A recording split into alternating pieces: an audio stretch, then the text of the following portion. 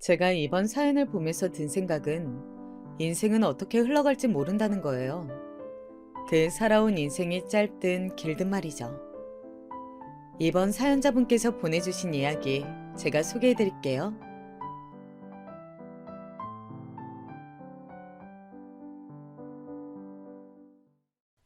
안녕하세요. 저는 서울에 사는 30대 여자입니다. 저는 경상북도에서 태어나고 자랐고요. 처음 서울로 올라온 건 다름 아닌 대학 입학 때문이었어요. 저는 위로 오빠와 아래로 여동생이 있는데 오빠는 대구에 있는 대학교를 나왔습니다. 저를 따라서 자기도 서울로 대학을 가겠다고 난리를 쳤었던 여동생은 어쩌다 보니까 부산으로 대학을 갔고요. 그래서 가족 중에는 저 혼자 계속 서울에서 살게 되었던 거예요. 예진아, 네 대학 졸업하면 다시 내려올 거가. 암만 해도 혼자 서울서 계속 지내는 건 좀 무리 아니겠나? 엄마, 나도 계속 고민은 해보고 있는데 솔직히 내려가면 일자리가 풍부하지 않은 것 같아서 그게 좀 마음에 걸려. 그리고 초봉 차이도 있는 것 같아. 여기서는 같은 직종에 들어가도 돈을 처음부터 더 많이 받는걸? 네 하나만 생각하고 둘은 생각 못하나? 네 계속 서울서 있으면 그 생활비는 우회 감당할 낀데. 네 아빠 이제 회사 나오게 되는 거 네 알고 있제? 네 똑띠 생각해서 처신 잘해라. 우리는 당연히 네가 잘 됐으면 하고 바라지만 뒷바라지를 그래 해줄 능력까진 안 된다. 너무 섭섭하게 생각 말고 니는 서울서 대학 나온 걸로도 충분히 잘한 거니까 웬만하면 졸업하고 집에 내려오는 걸로 해라. 알았지? 근데 엄마, 나 솔직히 말하면 나 이렇게 젊고 어린 나이일 때 서울에서만 경험할 수 있는 문화생활을 누리는 거 그것도 너무 중요한 것 같아. 이건 돈이랑은 비교할 수 없는 거 아닐까? 말만 번지르르하게 잘하지. 네 마음은 알겠다만 네 우애 감당할 건데. 나중에 괜히 우는 소리 하지 말고 처음부터 현명하게 판단 잘했으면 좋겠다는 게 엄마 맘이다. 알았나? 네 오빠한테 들어가는 돈만으로도 벅차니까 네가 잘 생각해봐라. 니는 효녀 아이가.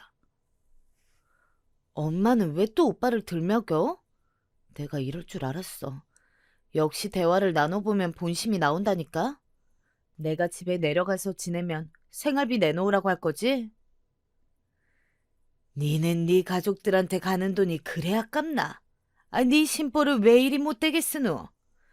네 이름은 우리 진짜 힘들다. 니는 효녀니까 네가 엄마 아빠 마음 좀 알아줘라. 알았나? 제가 대학 졸업반일 때였습니다. 그때 무렵에 엄마랑 이런저런 일로 연락을 자주 주고받았었는데 꼭 보면 저한테만 자꾸 책임을 전가하더라고요. 앞으로 제가 가족들을 먹여 살려야 한다는 등 오빠가 안정적으로 자리 잡을 때까지 제가 뒤에서 받쳐줘야 한다는 등 여동생은 아직 철이 덜 들었으니까 제가 먼저 솔선수범을 직접 보여줘야 한다는 등 대화를 어떻게 시작하더라도 결론은 그런 식으로 났어요.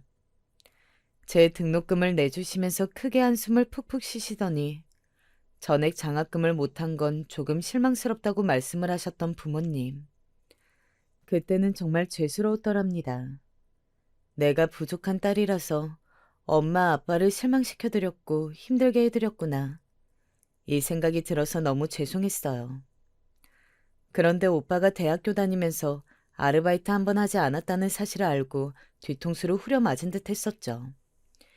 심지어는 자기 여자친구한테 명품 지갑을 선물했었더라고요. 부모님께 받은 용돈으로 말이에요.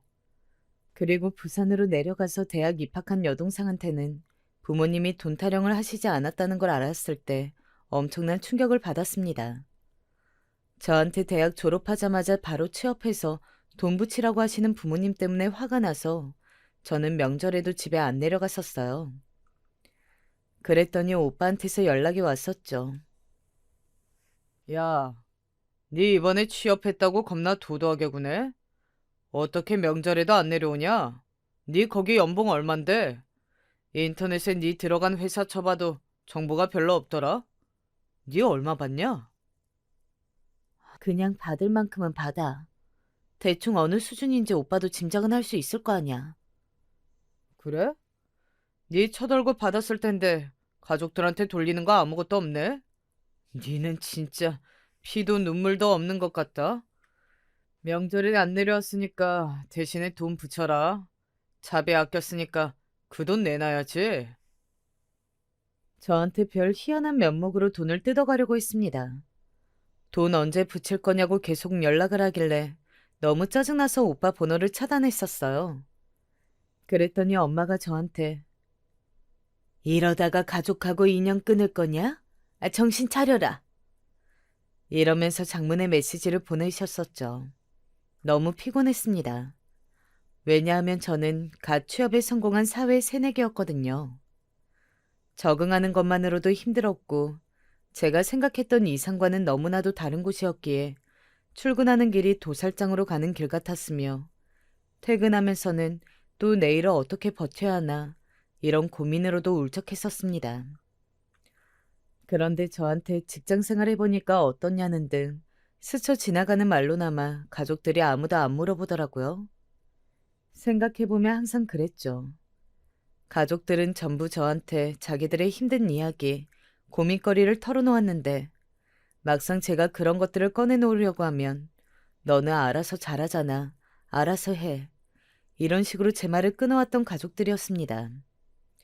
새삼 그런 저의 처지를 깨닫게 된 것 같아서 취업을 하고 난 이후에 저는 우울했었어요. 사람들이 왜 직장생활 스트레스로 극단적인 생각까지 하는지 알 것만 같았습니다. 대학생활 내내 저는 학비를 스스로 벌기 위해 무리하게 아르바이트를 해야만 했었고, 장학금을 조금이라도 받기 위해서 코피를 쏟아가며 공부까지 했었기에 친구들하고 놀러 다닐 기회가 많지 않았어요. 그래서인지 친한 대학 친구들이 거의 없었죠. 가족들과도 갈등이 일어난 상태에다가 의지할 만한 친구도 없었고, 첫 직장 생활은 저의 숨통을 조이고 있었으니, 저는 퇴근하면 제 자취방에서 불도 안 켜놓고 멍하니 있을 정도로 정신 상태가 안 좋았어요. 막말로 돈이라도 많이 주는 것이었으면 내가 이러진 않았을 것 같은데, 과연 내 경력에 도움이 되는 곳일지도 의심스러워. 어쩌면 내가 취업 압박에 시달려서 너무 성급한 지원, 그리고 입사 결정을 내렸던 거 아닐까? 그러다가 저는 어느 날 객관적으로 저의 상태를 집어봤었더랬죠. 그날은 주말의 모처럼 혼자서 멀리까지 산책을 가본 날이었어요. 그냥 바깥 구경을 하면서 햇빛을 쬐고 가만히 생각을 정리하는 것만으로도 마음의 우울이 희석되더군요. 아주 놀라운 경험이었던 것 같아요. 하루 종일 저 스스로 돌아보는 시간을 가졌던 그날 이후 저는 결심을 한 가지 했어요. 못 견딜 것 같으면 직장을 관두고 견딜만 하다면 무조건 1년은 채워보자고요. 그리고 그런 결심을 한 뒤 2개월이 지났을 때 저는 퇴사를 하였습니다. 그곳 첫 직장에서 일을 한 지 7개월째였죠. 그런 다음 새로 취업 준비에 들어갔어요. 사실 그때만큼 저 자신에 대한 불안감이 높았던 때가 없었던 것 같네요. 지금 생각해보면 그랬어요. 인생 선배님들께서는 왜 젊은 20대 청년들이 미래에 대한 불안감으로 그렇게나 떠는지 어쩌면 이해가 안 가실지도 모르겠어요. 그 나이라면 아예 대학을 처음부터 다시 다녀도 될 법한 나이인데 왜 그렇게 조바심을 내면서 실패를 두려워하는지 나이 드신 분들이 보시기엔 이해가 어렵고 안타까울 만하죠. 그 시기를 지나본 제가 말씀드리자면 요즘 사회가 조금이라도 도태되는 사람을 패배자로 매도하기 때문에 그런 것 같아요. 인터넷의 발달과 스마트폰 사회가 오면서 남과 자신을 비교하기가 더욱 수월해졌죠. 성공 혹은 실패라는 이분법적 사고에 갇혀서 나는 패배자야 라는 인식을 하기 십상이더라고요. 저는 첫 직장을 그만두고 나서 이따위 정신머리라면 나는 뭘 해도 안 될 거야 라는 생각에 사로잡혀서 힘들었었어요. 늘 초조했습니다. 나 자신을 위해서 퇴사를 결정한 것이었음에도 막상 지르고 나니까 미래에 대한 불안으로 미칠 것 같았어요. 그 와중에 제 대학 친구 한 명이 무려 대기업 입사를 이뤄냈죠. 겉으로는 크게 축하해 주었지만 속으로는 복잡한 마음이었던 것 같네요. 그 당시 저의 그릇이 그 정도로 작았으니 친구의 성공을 오롯이 기뻐해 주지 못했었네요. 이런 심정들을 떠안은 채로 저는 재취업에 성공을 했어요. 정말 제 최대한의 노력을 다해서 입사한 곳이었고 첫 직장보다 조건도 훨씬 좋았답니다. 이 정도면 대기업에 입사한 그 친구가 부럽지 않을 정도야. 그동안 마음고생하면서 힘들어 했었던 보람이 있구나. 앞으로 정말 멋지게 살아볼 거야. 우리 가족들도 나를 최고라고 여길 수밖에 없도록 그렇게 되어야지. 입사를 하는 신입이라면 모두가 당찬 포부를 갖고 있겠죠? 저도 그랬었어요. 제 마음의 불안과 초조함을 이곳에서 모두 털어내고 훌륭한 미래를 펼쳐나갈 것이라고 각오를 다졌었죠. 처음에는 적응하고 일을 배우느라 힘들긴 했어도 그게 괴로운 건 아니었어요. 누구나 겪을 만한 과정이라고 생각했었죠. 그런데 예상치 못했던 장애물이 제 앞에 들이었습니다. 어이, 미스김. 내가 갑자기 우리 미스김이 타주는 커피가 먹고 싶어졌네? 우리 예쁜 미스김이 커피 한 잔 맛있게 타와주면 안 될까? 네? 아, 부장님. 네, 알겠습니다. 지금 이거 서류 작성 마치는 대로 커피 타러 일어나겠습니다. 에이, 미스김. 지금 내가 커피 먹고 싶은 것보다 중요한 일이 어디 있다고 그래? 얼른 일어나서 커피 타러 출동해. 옳지. 아이고 예쁘다. 우리 미스 김이 참 귀여운 면이 많다니까. 일부러 사무적으로 대답하려고 애쓰는 것도 아주 애교가 넘쳐 보여. 설마 하니 저는 저의 상사가 그런 사람일 거라고는 초기에 예상하지 못했었어요. 50대 남자 상사였고 저한테 직접 업무를 알려주려고 하시는 등 초반에 저에게는 참 감사하신 분이었습니다. 덕분에 적응하는 데도 큰 도움이 되었었고요. 제가 어렸을 때부터 친척들과 하도 교류가 없이 자랐으나 왠지 이 상사 같은 분이라면 저한테 삼촌이라는 느낌이지 않을까 하는 생각도 했었더랬죠. 그런데 이상한 사람일 줄이야. 제가 너무 순진했었나 봐요. 제가 성이 김씨인데 어느 날부터 문득 저한테 미스 김이라고 부르시길래 그때도 기분이 싸했었는데 괜히 상사한테 지적하는 모양새가 될까봐 그리고 사무실 분위기를 망치게 될까봐 차마 반박하지 못하고 그냥 네 하고 대답을 했었습니다. 그런데 그 이후로 계속 저를 미스 김이라고 부르기 시작하셨던 거예요. 후회가 막심했네요. 그저 나이 많은 아저씨의 저급한 너스레 같은 것이었다면 제가 점차 불쾌해질 일은 없었을 것입니다. 하지만 애써 그런 부분들을 외면하고자 하는 저의 노력을 무색하게 만드는 그 상사의 언행은 더욱 짙어졌어요. 제가 처음 불쾌하다고 정확히 인식을 했던 것은 이런 상황이었습니다. 옆 부서 여자 대리님이 점심시간 끝나고 자리로 돌아오시는 길에 쓰러지셨거든요.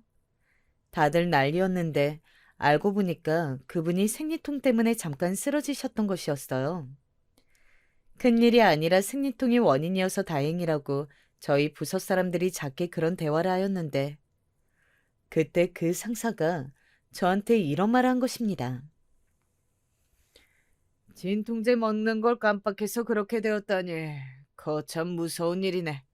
아, 미스 김도 진통제 먹나? 네? 아, 저도 가끔은 챙겨 먹는 편이긴 하는데요. 왜 물어보세요? 물어볼 수도 있지. 왜 그렇게 놀라? 내가 미스 김을 얼마나 잘 챙겨주려고 하는데 거 서운하네. 미스김도 생리통 때문에 고생이라면 남자친구랑 얼른 상의를 해보는 게 좋지 않겠어? 남자친구랑 무슨 상의를요? 아, 그보다 저 남자친구 생긴 지 얼마 안 됐는데 부장님이 이걸 알고 계시네요? 나한테 그렇게나 남자 생겼다는 티를 팍팍 내면서 방어막을 쳐대니까 내가 모를 수가 있나? 남자친구랑 아주 깨를 벗고 있으니까 좋아 죽겠나 본데. 아이, 그래. 미리 축하해. 미스 김이 남자친구랑 결실을 맺고 생리통도 벗어나고 그러면 다 행복해지는 길이지. 그때 그 상사의 말을 들으면서 제 몸이 차갑게 식는 느낌이 들었어요. 그게 무슨 의미였겠나요?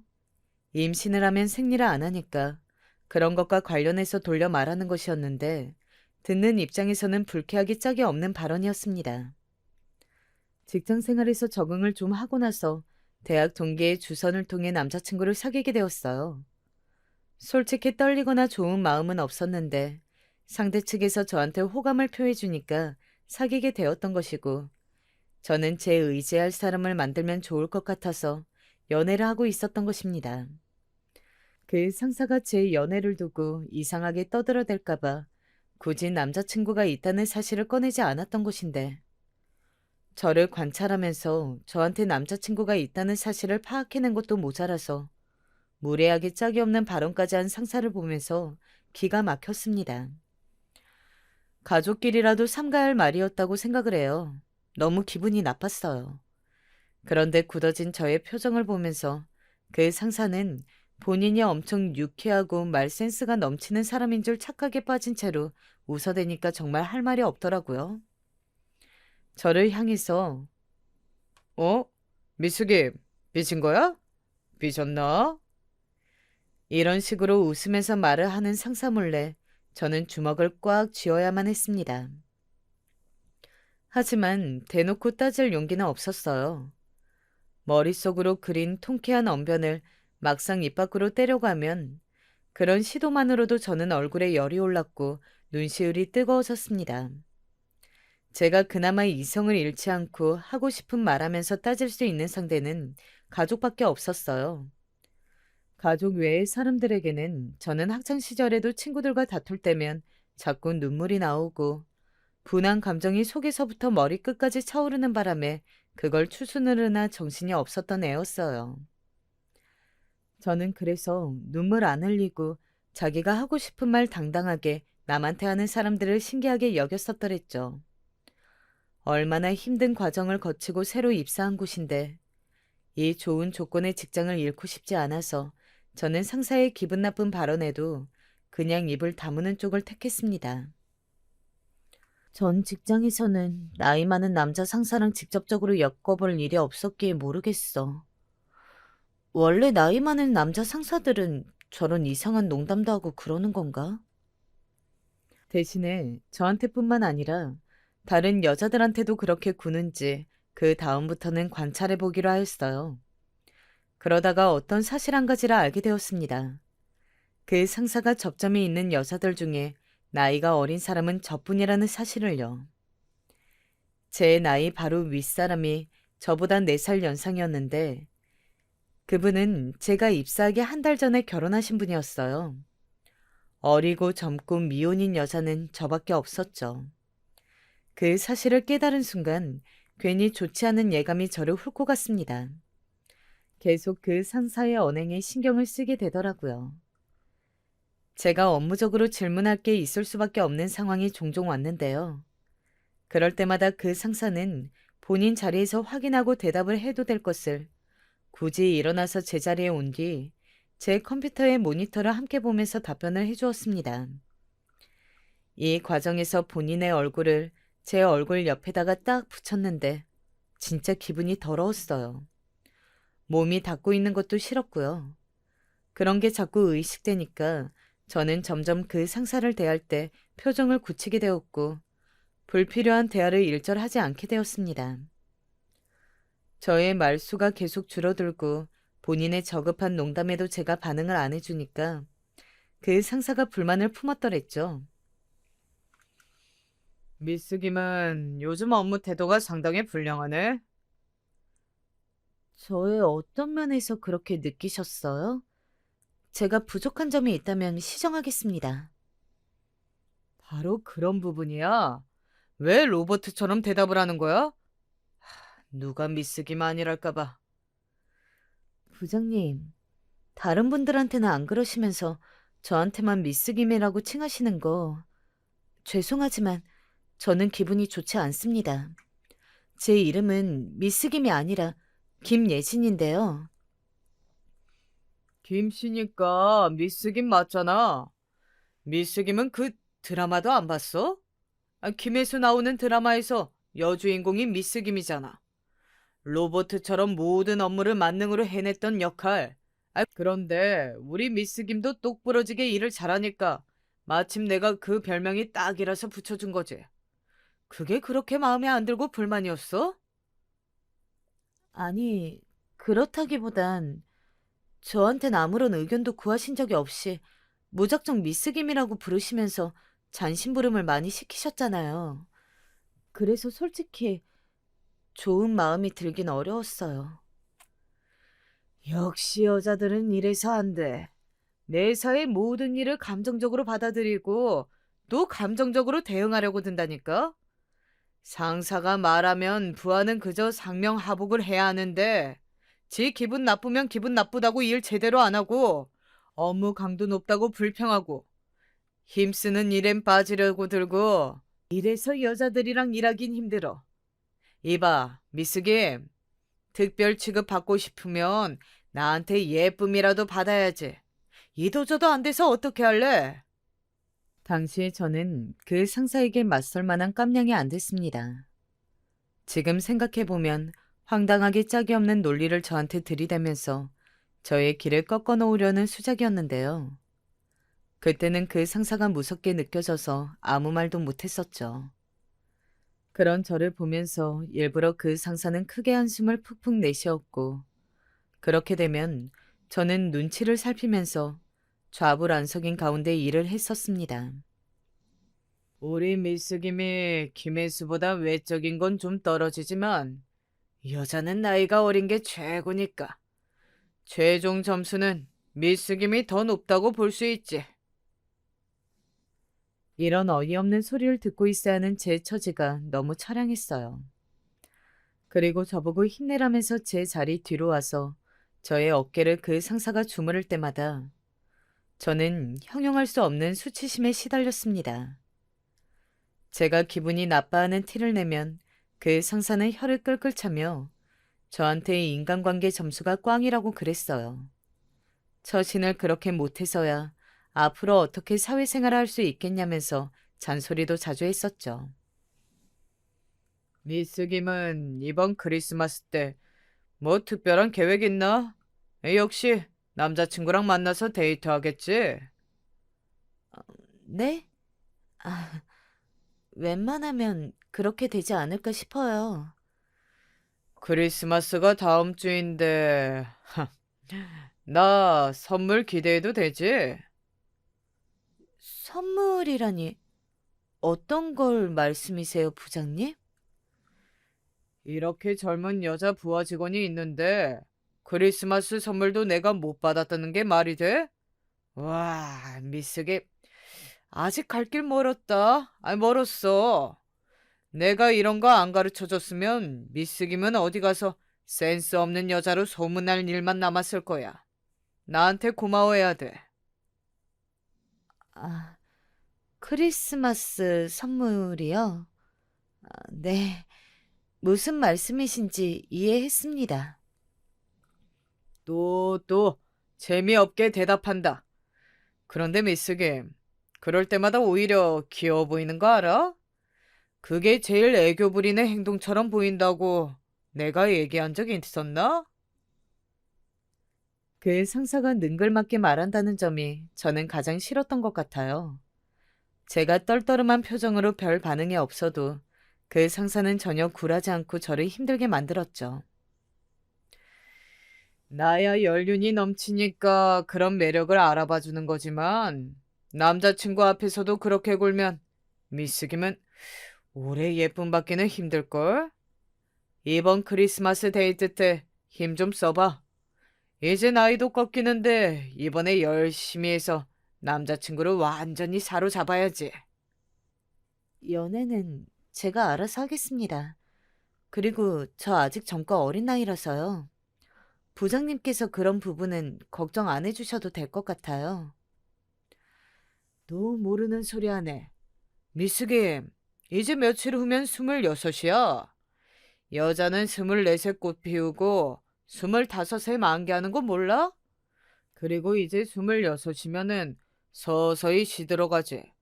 크리스마스 케이크랑 똑같아. 25일까지는 잘 팔리지만 크리스마스가 하루 지난 26일부터는 특수가 사라지잖아. 미스김한테는 이런 살이 되고 뼈가 되는 조언을 주는 어른은 나밖에 없을 거야. 그러면서 저한테 크리스마스에 숙박업소 예약하기가 하늘의 별 따기인데 미리 예약해놨냐는 등 정말 저급한 질문들을 많이 했었어요.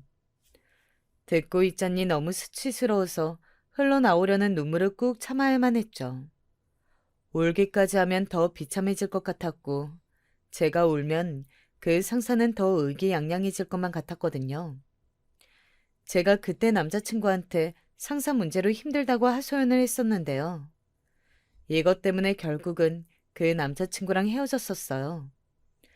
왜냐하면 제 고민을 심각하게 받아들여 주지도 않았고 제가 힘든 것에는 큰 관심이 없는 게 보여서 그랬습니다.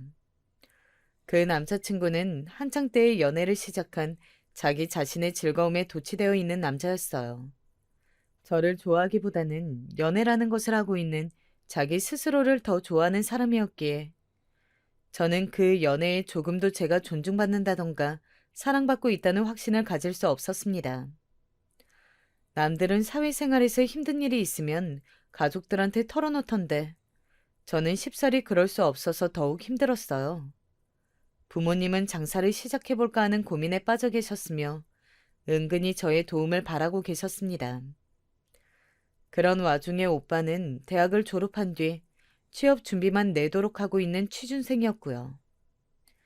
연락이라도 하면 그들의 힘든 부분을 제가 들어줘야 했기 때문에 차마 먼저 대화를 청할 수 없었다는 사실이 정말 우습고 서글프네요. 그러던 어느 날 그 골치 아픈 상사와의 큰 건수가 터졌습니다. 제가 업무적으로 안 풀리는 게 있어서 어쩔 수 없이 그 상사에게 도움을 요청하는 일이 있었어요. 그런데 그것을 그 상사가 대체 어떻게 받아들인 것인지 아주 즐겁다는 기색으로 굳이 또 제자리를 찾아왔습니다. 그러더니 바로 저한테 본인의 얼굴을 바짝 붙였어요. 컴퓨터 마우스를 잡고 있는 제 손 위에 본인의 손을 살포시 얹길래 놀라서 빼냈더니 저를 내려다보면서 음흉하게 웃었습니다. 마치 귀엽기는? 이렇게 말하는 표정으로 저를 우습게 여기는 기색이었죠. 뒤에서 저를 마치 감싸는 듯한 자세를 취하길래 온몸에 소름이 돋았습니다. 정신 멀쩡하고 저랑 사이좋은 사람이 그랬다 하더라도 의문스러웠을 자세였는데 그 상사가 그렇게 행동하니까 너무 싫었고 모멸감을 느꼈어요. 더럽다는 생각이 들어서 바로 그 상사를 쳐냈습니다. 미스 김은 향수도 따로 안 쓰는 것 같은데 늘 향기로워. 부장님, 설명 다 들었고 혼자서 일 끝낼 수 있을 것 같습니다. 이렇게 톡톡 쏘는 말투도 앙칼진 매력이라니까. 미스 김을 보면 내 나이가 야속해서 내가 10년만 더 젊었다면 이렇게 생각하다가도 에이, 내 나이면 아직 괜찮지. 이런 생각이 들기를 하루에도 수십 번씩 오락가락해. 미스 김은 이런 나의 고충을 알까 모르겠네. 그 상사가 희죽거리면서 그런 말을 했을 때 드디어 저의 인내심이 바닥나 버렸던 것 같아요. 제 안에서 꾸역꾸역 누르고 있었던 것들이 터져나온 거죠. 더 이상은 여기서 못 버틴다라는 생각이 들었던 듯 싶네요. 너무 절망적이어서 그날부터 저는 제대로 잠을 못 잤습니다. 그 상사에게 농락당하는 제 처지에 구역질이 났고 저를 일 잘하는 부하 직원이 아니라 나이 어려서 추근덕거리고 싶은 여자로만 보는 그 상사의 태도가 역겨웠어요. 또한 동시에 제가 근무자로 인정받지 못하고 이따위 수모나 당하는 신세라는 생각이 들면서 끊임없이 자기 비하에 시달렸습니다. 사무실에 앉아 있으면 머릿속에서는 그 상사를 제가 사정없이 공격하는 망상이 들었어요. 저를 향해 질낮은 농담을 시도 때도 없이 날려댔던 그 상사의 입을 꼬매버리는 상상은 수도 없이 했었고요. 저는 결국 안정제를 처방받아 복용을 하면서 직장 내의 다른 상사분들에게 도움을 청했습니다. 혹시 나만 이상한 사람으로 취급당하면 어떡하지? 나보고 예민하다면서 욕을 하면 어떡하지? 그런 두려움이 앞섰으나 더 이상은 못 버틸 것 같아서 그랬어요. 특히 여자 상사분께 조심스레 도움을 요청했더니 이건 절대 그냥 넘어갈 사안이 아니라면서 해결 방안을 찾아주시겠다고 하셨습니다. 너무 감사했어요. 저는 휴가를 썼고 쉬면서 많은 생각들을 했습니다. 부디 일이 잘 해결되어 안정제 복용을 금세 끊게 되길 바랐죠. 그런데 다시 출근한 저를 기다리고 있었던 건 어처구니 없는 상황이었습니다. 나는 우리 미스 김이, 아니, 김예진 씨가 그동안 불쾌하게 생각하는 줄은 꿈에도 몰랐네. 김예진 씨가 어리고 일도 잘하고 그래서 나는 우리 딸처럼 예뻐해주고 싶은 마음에 그랬던 거지. 그런 일로 뭐 정색을 하고 그랬어? 딸처럼 대해주고 싶었던 내 마음을 오해했다니. 기분은 나도 썩 좋지 않지만 우리 서로 잘 풀고 지내보자고. 알았지? 다름 아닌 가해자 장본인. 그 상사가 저에게 상황은 그냥 매듭짓겠노라고 선언을 한 것이었어요. 제 목소리는 결국 다른 사람들에게 닿지 않았던 거예요. 피해는 제가 봤는데 쓸데없는 분란을 만든 사람. 그게 바로 제가 되어 있었습니다. 딸처럼 생각돼서 저에게 그랬다는 그 상사의 핑계가 너무 끔찍했어요. 그런데 더욱 소름이 돋았던 건 다른 분들이 저한테 던진 말들이었습니다. 하나같이 이런 말들이었죠. 그냥 예진 씨가 생각을 비우고 자연스럽게 행동하면 돼. 너무 유난스레 반응하고 받아들이지 않았으면 되잖아. 이루 말할 수 없을 만큼 수치스러웠습니다. 얼굴이 화끈거렸고 제가 사무실 분위기를 다 망쳐놓는 주범이 된 것 같아서 몸이 덜덜 떨릴 지경이었어요. 그런 저를 보면서 그 상사는 피식 웃었더랬죠. 저는 화가 나서 미칠 것 같았는데 그 상사는 저를 그저 우스운 장난감 대하듯이 보고 있었습니다. 지독한 무력함을 느낀 저는 결국 그렇게 힘든 과정을 거쳐서 들어갔던 그곳을 그만두었습니다. 아무것도 할 수 없는 제 자신을 뼈저리게 체감하면서 퇴사를 하는 것. 그것만큼 인생에서 비참한 경험은 없었어요. 그 상사가 마지막에 저한테 이렇게 말했었죠. 미스 김, 인생 너무 피곤하게 살려고 하지 마. 젊은 아가씨가 왜 이렇게 딱딱한 자세로 살아? 여자는 원래 알아도 모르는 척 귀엽게 내숭을 떠는 맛이 있어야 인생이 편하네. 내가 미스 김이 우리 딸 같아서 이런 조언도 해주는 거야. 내 마음 알지? 그 상사는 유부남이었고 처자식도 있었는데 정말이지 본인 딸뻘인 저한테 그렇게 행동했다는 게 이해하기 어려웠습니다. 저는 직장에 일하러 간 것이었건만 근무 시간 도중에 저를 향해 커피나 맛있게 타와봐라. 편의점 가서 과자 몇 개 사와라. 이런 심부름을 시키는 것은 예사였고요.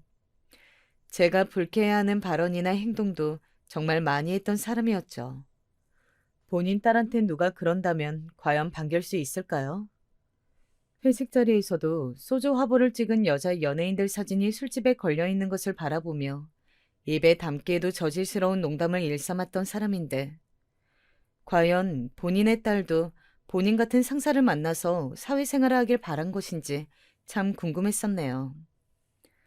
저는 가슴속에 한을 품은 채 퇴사였고 약을 먹으면서 한동안 지냈습니다. 아무도 만나고 싶지 않았지만 제 근황을 궁금해했던 대학 친구 한 명 덕분에 세상으로 다시 나올 수 있었던 것 같아요. 제 상태를 본 그 친구가 저의 퇴사에는 내막이 숨겨져 있다는 것을 직감했던 거예요. 그 친구가 바쁜 와중에도 시간을 내서 저를 자주 만나러 와줬고, 저는 점차 제 안에 있는 이야기를 꺼내게 되었습니다. 소심하고 바보 같았던 저를 대신해서 그 친구가 정말 많이 화를 내줬어요. 뭐 그런 거지 같은 상사를 다 만났냐면서 엄청 화를 내준 덕분에 제가 위안을 얻었던 듯 싶네요. 그때 그 친구가 저한테 중요한 말 한 가지를 던졌더랬죠. 너한테 이런 일들이 있었다는 거 너네 가족들은 알아? 부모님은 뭐라고 하셔? 우, 우리 가족? 글쎄, 나 대학 졸업하기 전부터 가족들이랑 좀 사이가 안 좋았어. 그리고 무슨 말만 하려고 하면 가족들이 다 자기 힘든 얘기만 하거든. 그래서 나는 솔직히 한 번도 나 힘든 얘기를 가족들한테 못하고 살아온 것 같아. 얘가 무슨 답답한 소리를 하는 거야. 가족이고 네가 딸인데 어떻게 그럴 수가 있어? 너 혹시 좋은 자식이야? 아니야. 나 우리 엄마 아빠 자식 맞아. 생긴 것부터가 우리 가족들은 서로 다 닮았어. 그런데 뭐가 그렇게 당당하지 못해? 네가 잘못했다고 하는 건 절대 아닌데 네가 처음부터 그런 사람으로 집안에서 자리를 잡았으니까 네 역할은 아예 계속 그렇게 굳어졌던 게 아닐까? 너도 가족들이랑 잘 지내고 싶은 마음이 있다면 다 까놓고 한번 부딪혀봐. 그 친구의 얘기를 듣고 나니까 좀 멍하더라고요. 곰곰이 생각하다가 깨달았어요. 저는 가족 안에서는 마음이 골마있는 사람이었기에 정신적으로 오롯이 설 수 없는 사람이었다는 사실을요. 가족 문제에 관련된 저의 결핍은 저 스스로 나는 불안정한 사람이야 라고 말하는 주문과도 같았습니다. 용기를 내고 결심을 굳힌 저는 드디어 가족들한테 할 말 못할 말을 진짜로 다 해버렸어요. 다들 너무하다고 생각 안 해? 첫째는 어려서부터 사고란 사고는 다 쳐댔음에도 든든한 집안의 장남이고, 막내는 이래나 저래나 막내니까 다 이해받는 존재여야 하고, 그럼 나는? 왜 나는 어렸을 때부터 용돈 한 번 받는 것에 눈치를 보게 만들었어? 지금까지도 나한테 엄마 아빠가 하는 얘기라고는 힘들다, 돈 없다밖에 없어. 근데 이 얘기를 왜 오빠랑 나진이한테는 안 해? 부모님은 저한테 아직 철이 안 들었다고 그랬어요. 하지만 그 반응에도 저는 더 이상 상처를 입지 않았습니다. 하고 싶은 얘기를 다 하고 나니까 미련도 없더라고요. 이제부터는 가족들의 인정이나 사랑을 갈구하지 않기로 했어요. 부모님이 가게 차리는데 도와달라고 하든 말든 자기들끼리 알아서 다 하게 두었습니다. 저는 애초에 멀리 서울에 살건만 늘 저한테 가족들이 우는 소리를 해댔던 그게 이상한 거였죠. 저는 가족들 생일에 늘 기프티콘이라도 보냈고 종종 집에 식품 같은 택배를 보냈었지만 저는 제 생일에 가족들로부터 제대로 된 선물을 받아본 기억이 없네요. 미련한 짝사랑을 끝냈더니 홀가분했어요. 그리고 이제는 강해지기로 하였습니다. 별 정신 나간 상사 앞에서 아무 말도 못하고 수개월간 당하기만 하면서 끙끙거렸던 제 자신, 무력했던 스스로를 비난하는 것도 멈추기로 했어요. 잘못은 제가 아니라 상대방에게 있었다는 것을 잊지 않기로 한 거죠. 마음가짐이 달리하니까 늘 초조하고 불안하던 제 상태도 조금 달라지기 시작했습니다. 하루하루 나이를 먹어가는 것도 신경 쓰였던 저였건만 이제 그런 것 따위는 점차 상관없어지기 시작했어요. 바로 재취업이 안 된 것도 그냥 내려놓기로 했어요. 저 자신에게 휴식을 주었고 느긋한 자세를 배우기 시작했죠. 처음부터 그런 획기적인 변화가 통한 것은 아니었지만 시간이 가면서 저는 예전과는 다른 사람이 되었답니다. 사고방식 자체가 달라졌어요. 특히 저 혼자 해외여행을 다녀온 이후로 그랬네요. 세상에 정말 넓고 살아가는 모습 또한 엄청나게 다양하다는 것을 제 두 눈으로 직접 보고 난 이후에는 인생을 바라보는 제 시각이 변하게 되었거든요. 그 후로 저는 제가 즐겁게 일을 하고 제가 발전할 수 있는 직장을 찾아다녔어요. 꽤 성공적으로 재취업을 할 수 있었고 예전보다 훨씬 당당해진 모습의 직장인으로 지냈습니다. 그러는 동안 가족들과의 관계도 회복되는 놀라운 일이 있었네요. 우리 집에 예진이 네같이 착하고 잘난 딸이 있는 것이 복인 것을 우리가 그것에 감사한 줄은 모르고 오히려 니를 만만하게 대 있었으니. 예진아, 진짜 미안하다. 니한테 상처 주려고 그런 건 아니었고 그냥 우리가 그만큼 부족한 사람이었다. 가족이란 이름 아래 모든 걸 이해받고 용서받을 수 있을 줄로만 알았다. 예진아, 네 회사 바쁜 거 마무리되면 주말에 집 한번 내려와라. 네 좋아하는 갈비찜 해줄라니까. 한때는 가족들이 너무 얄밉고 싫었던 게 사실이지만 저한테 단 한 번 손을 내밀어주는 것에도 제 마음이 풀리더군요. 아휴, 가족이란 그런가 봐요. 오빠는 여전히 저랑 안 친했지만 여동생하고는 전보다 훨씬 가까워졌죠. 마음이 즐거워지니까 연애도 잘 풀렸어요. 짧게 몇 번 스쳐가던 연애만 하다가 드디어 진지하게 감정을 나누는 상대가 등장했답니다. 나이는 저보다 한 살 연상이었고 일하는 업계는 완전히 달랐지만 연봉은 엇비슷했어요. 남자친구는 가족들과 함께 사는 집에서 출퇴근을 했으나 저는 혼자 자취를 했기 때문에 가까워지고 난 이후에는 제 자취방에서 같이 데이트를 하는 경우가 잦아졌죠. 그러다가 남자친구로부터 저랑 결혼하고 싶다는 이야기를 듣게 되었어요. 매일같이 저랑 같은 집에서 잠을 자고 일어나서 하루를 시작하면 좋을 것 같다는 담백한 말이었지만 그것만으로도 제 마음이 정말 설레더군요. 심장이 막 간질간질거리는 이상한 기분이었어요. 솔직히 내가 이 남자를 뜨겁게 사랑하는지는 모르겠지만 결혼하면 무난하게 잘 살 수 있을 거라는 생각은 드네. 제가 상대를 좋아하는 것보다 상대가 저를 더 좋아하는 관계는 인생에서 처음이었죠. 저는 그 사실 한 가지에 기대서 남자친구와 결혼을 하기로 하였습니다. 이윽고 남자친구의 부모님께 인사를 드리러 가게 되었어요. 얘기만 몇 번 들어봤을 뿐 어떤 분들인지 전혀 모른 상태에서 뵈러 가는 자리였기에 많이 떨렸더랬죠. 그때가 마침 외국에서 공부 중인 남자친구의 여동생이 학기를 마치고 한국에 나온 때였기에 다 같이 한 번에 볼 겸해서 나를 잡은 것이었습니다. 저한테 맛있는 걸 사주겠다 하셔서 장소는 식당이었어요. 고급 해물요리 집이었는데 저는 예비 시부모님 두 분의 장소 선택에 만족하면서 남자친구와 그곳에 함께 도착했었습니다. 이미 남자친구의 아버님, 어머님, 여동생은 자리에 와 있었고요. 다들 저를 기쁘게 반겨주셔서 저도 웃으면서 자리에 앉았는데 이상하게 남자친구의 아버님이 낯있다는 느낌이 드는 거예요. 긴가민가 하면서 다시 그 아버님을 자세히 바라본 순간 엄청난 사실이 제 뇌리에 강타했습니다.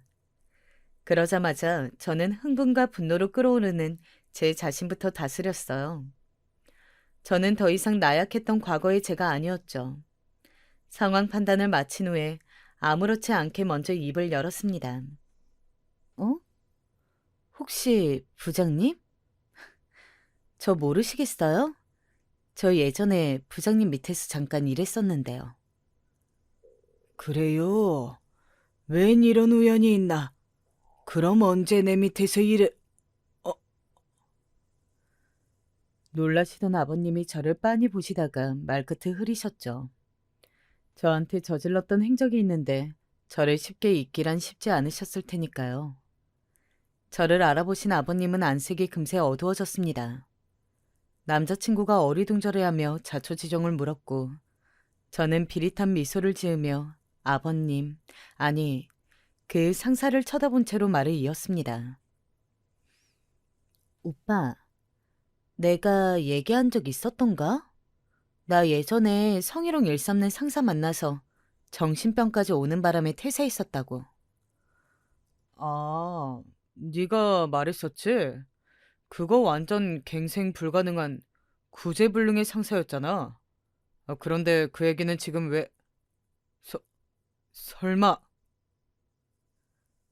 무심코 제 말을 받았던 남자친구가 소스라치게 놀라면서 자기 부친을 쳐다봤죠. 그 상사는 입술을 파르르 떨면서 저에게 가짜는 말을 늘어놓으려고 했습니다. 옛날 일까지는 내가 기억을 잘 못하는데 옛날에 무슨 오해가 있었나 봐요. 이제 거의 7년 정도 됐죠? 기억 못하실 만큼 옛날 일은 아닌 것 같은데요. 진짜 저 모르시겠어요? 저 미스 김이에요. 드라마 직장의 신에서 김혜수가 미스 김으로 나왔어서 저한테 미스 김이라고 부르는 거라고 하셨었잖아요. 비록 제가 김혜수보다 외모가 딸린다고 하셨지만 제가 차분하게 은은한 미소까지 지으면서 말을 하자 그 상사는 입을 다물어 버렸습니다. 제 기세가 심상치 않다는 것을 바로 알아챘던 것이죠. 상황 파악이 됐는지 남자친구의 어머님께서는 사색이 된 표정으로 저를 보고 계셨어요. 이 사람이 예전에 아가씨한테 몹쓸게 굴었다고요? 그게 정말이에요? 네, 그럼요. 정말이죠. 저한테 부당한 지시를 하신 것은 기본이었고요. 쓸데없는 신체 접촉을 하신 건 특기이셨죠. 그런데 동생분은 나이가 어떻게 되세요? 저는 전혀 동요하지 않은 채로 어머님께 답변을 드리면서 남자친구의 여동생을 향해 물었습니다. 저요? 저 26인데 갑자기 왜 물어보세요? 세상에, 26이라고요? 아유, 큰일이네요. 부장님께서는 여자 나이 26이면 이미 시든 꽃이라고 보시는데. 크리스마스 케이크가 25일 지나면 잘 안 팔리는 원리와 같다고 저에게 가르침을 주셨던 기억이 나네요. 뭐라고요? 시든 꽃? 안 팔리는 케이크요? 아, 그런데 저처럼 30줄 나이에 들어선 며느리를 받아주시려고 한 걸 봐선 예전보다 기준이 많이 완화되긴 한 것 같아요. 제 말이 끝나기가 무섭게 그 여동생이 어처구니가 없단 표정으로 자기 부친을 쳐다봤죠. 그 상사는 본인의 처자식이 뿜어내는 매서운 기운에 주춤하더니 이내 저를 향해 소리를 질렀습니다. 이 아가씨가 겁도 없이 무슨 짓이야? 내가 옛날에 그랬다는 증거, 어디 증거라도 있어요? 어디 죄 없는 사람을. 부장님, 저한테 업무 외적으로 연락 많이 하셨었잖아요. 메일도 많이 보내셨고, 문자도 많이 보내셨었고요. 제가 그걸 가지고 있을까요? 없을까요? 저는 그 상사가 윽박지르는 것에도 눈 하나 깜짝 안 하고 받아쳤습니다. 제가 부리는 배짱 앞에서 그 상사는 금세 수그러들었죠. 저를 보는 그 눈빛이 겁에 질려 있더군요. 본인의 약점을 제가 갖고 있다는 생각에 겁을 집어먹은 것입니다. 예전에는 왜 그렇게 그 상사가 무서워 보였는지 모르겠어요. 7년 만에 직접 보니까 무섭기는커녕 조금은 우스운 마음까지 들더군요. 그만큼 제가 달라졌던 것이겠죠. 근처 테이블에서 저희 쪽을 보면서 속닥거렸고 그것에 모멸감을 느끼셨는지 남자친구의 어머니께서 얼굴이 시뻘개지셨어요. 이런 이유로 이 결혼을 안 하게 될 줄은 몰랐어요. 참 아쉽고 슬프지만 어쩔 수 없죠. 부장님과 제가 시아버지 며느리 관계가 될 순 없잖아요. 안 그래요? 저는 시아버지로부터 언제 이상한 짓을 당할까 두려움에 떠는 며느리가 되고 싶지 않아서요. 저는 간결하게 제 생각을 늘어놓은 후 자리에서 일어났습니다. 옆에서 남자친구가 몸을 조금 떨고 있었던 것 같아요. 그 상사는 고개를 푹 숙인 채로 저를 쳐다보지 않았어요. 저는 어머님과 여동생 쪽을 향해 꾸벅 목내려 한 뒤 자리를 벗어났습니다. 남자친구가 저를 따라오려고 했지만 완강하게 저는 거절했어요. 지금은 어떤 이야기도 나누고 싶지 않다고 했죠. 아버지, 설마 아버지가 예진이를 힘들게 했던 그 미친 변태 상사였을 줄은 상상도 못했습니다. 이게 뭐냐고요? 남자친구가 따지는 소리가 식당을 빠져나오는 제 귀에 들렸었네요. 그 여동생도 뭐라 옆에서 거들고 있었고요. 저는 택시를 잡아 타고 가는 길에 방금 제가 겪은 일을 그제서야 짚어봤었어요. 그 상사가 설마 남자친구의 아버지였다니. 그리고 이런 식으로 재회를 하게 되다니. 너무 얼떨떨했고 채 가시지 않은 흥분으로 몸이 떨리고 있었습니다. 과연 잘한 처신인가 싶기도 했지만 갑작스러웠던 그 상황에서는 나름 최선의 반응을 제가 보인 거라고 저 스스로를 다독였어요. 남자친구랑은 그 후로 헤어졌어요. 제가 이별을 통보했죠. 남자친구가 많이 울었습니다. 차마 자기가 너무 미안해서 저를 붙잡지도 못하겠다면서 엉엉 울었더랬죠. 제가 남자친구랑 연애하면서 그 상사 얘기를 다 털어놨었거든요. 그래서 남자친구는 그 상사의 추악함을 너무나도 잘 알고 있었는데 그게 자기 부친이었으니 충격이 극심했나 봐요. 자기 아들을 이렇게 상처 입혔으니 그 상사도 정말 업보를 돌려받은 셈이었어요. 떠올려보면 그 상사가 아들 자랑을 몇 번 했었거든요. 아끼고 사랑하는 장남이었을 텐데 본인의 업보로 상황이 이렇게 되었으니 참 공교로운 일이었습니다. 그리고 몇 달 후에 그 남자친구한테서 다시 연락이 왔었는데 그 상사는 이혼을 당했다고 했습니다.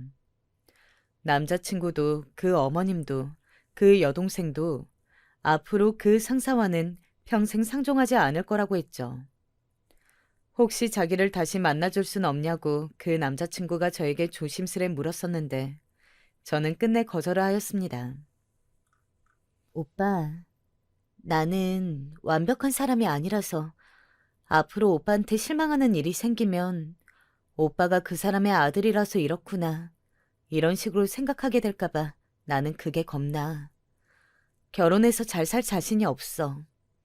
나에게 가장 큰 고통을 안겨줬던 사람의 아들하고 결혼하는 건 나 같은 사람한테는 정말 무리야.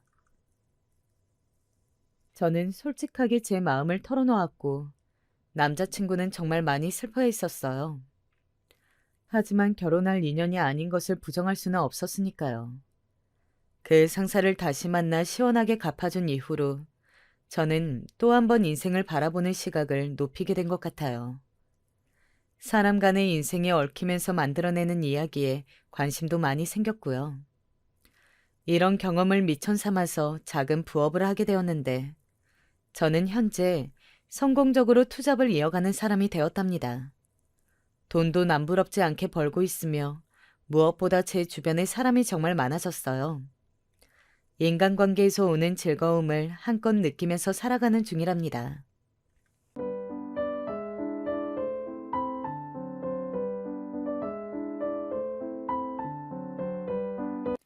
이번 사연은 30대 여성분이 보내주신 이야기입니다. 가족 간의 이야기와 예비 시댁에서 빚어진 사연을 만나보실 텐데요. 어떤 이야기가 될지 저와 함께 기대해 주시겠어요?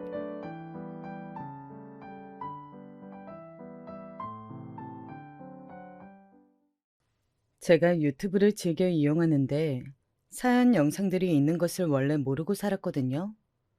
어느 날 다른 걸 검색하려다가 잘못해서 사연 영상들을 보게 되었는데 세상에 이게 너무 재밌는 겁니다.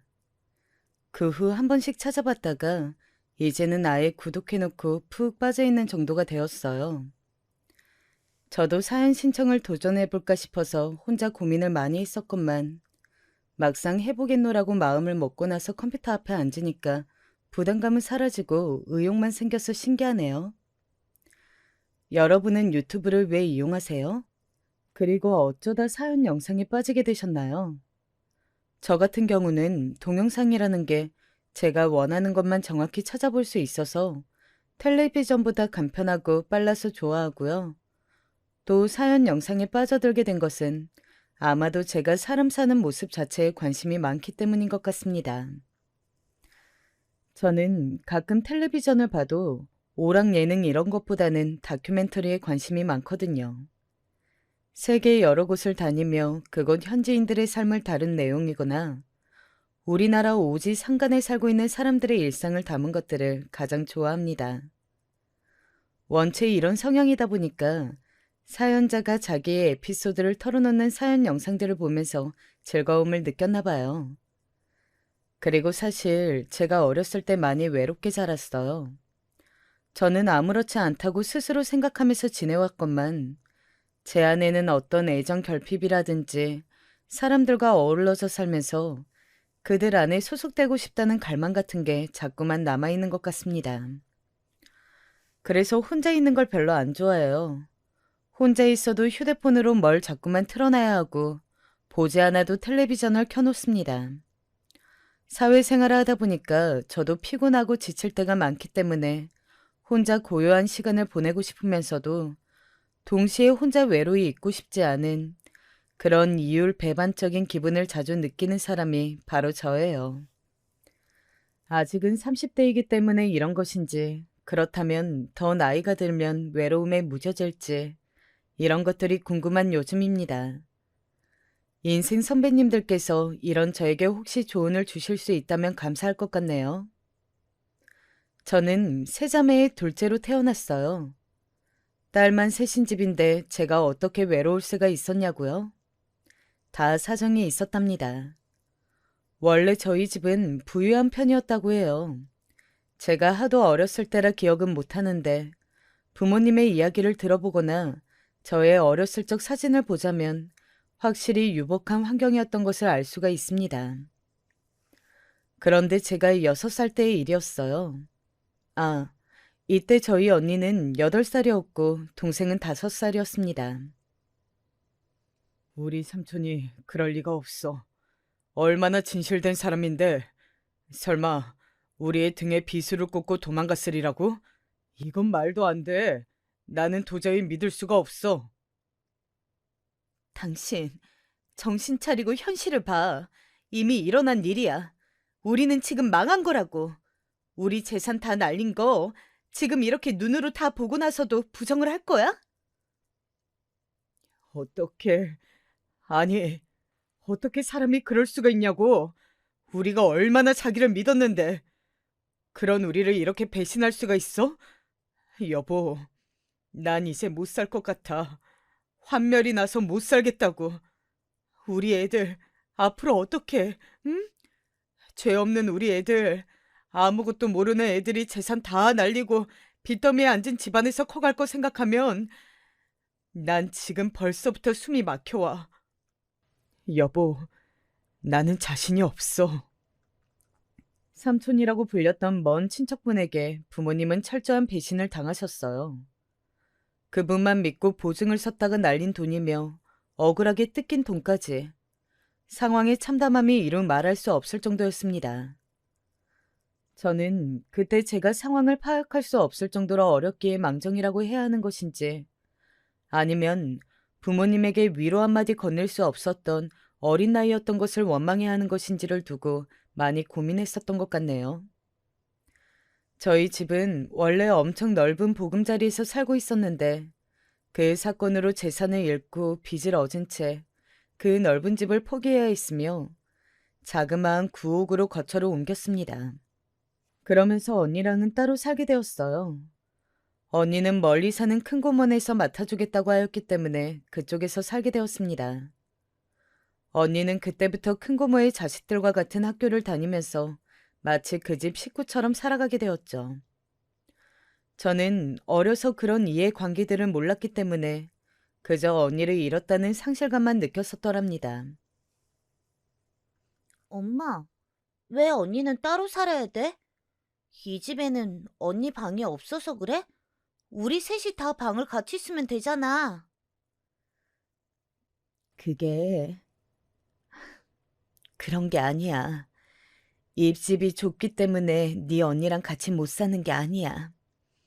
그냥 네 언니한테는 거기서 사는 게 좋은 길이기 때문에 그렇게 된 거야.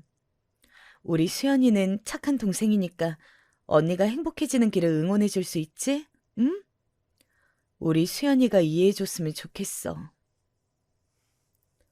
엄마가 저를 붙잡고 거듭 말씀하셨을 때 저는 솔직히 하나도 상황을 이해하지 못하고 있었지만 몇 주 사이에 엄마가 너무나도 피골이 상접하고 초췌해지는 것을 느낄 수 있었기에 그대로 입을 다물었습니다. 때를 쓰고 응석을 부릴 때가 아니라는 것을 직감적으로 알았던 것 같아요. 하지만 제 동생은 달랐어요. 난데없이 바뀐 열악한 환경에 불만을 품었고 도무지 적응을 하지 못하면서 부모님과 저에겐 매일같이 소리를 지르고 떼를 쓰고 난리였던 것으로 기억을 합니다. 나 이런 거 말고 불고기 먹고 싶단 말이야. 수민아, 불고기는 지난주에 먹었잖아. 기억 안 나?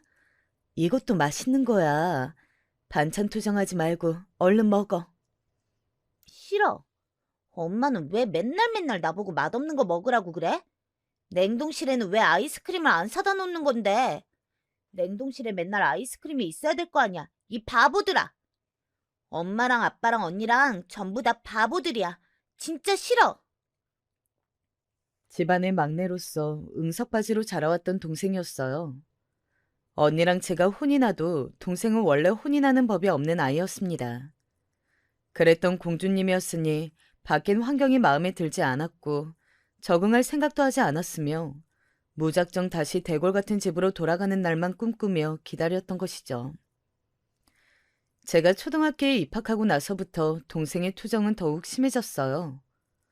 저는 오히려 학교 생활을 하면서 새로운 일상에 완전히 녹아들었는데 이런 저를 보면서 동생은 더욱 화가 났던 것 같네요. 부모님과 저에게 항상 화를 내기 일쑤였으며 무슨 말을 해도 듣질 않았고 통제가 어려웠어요.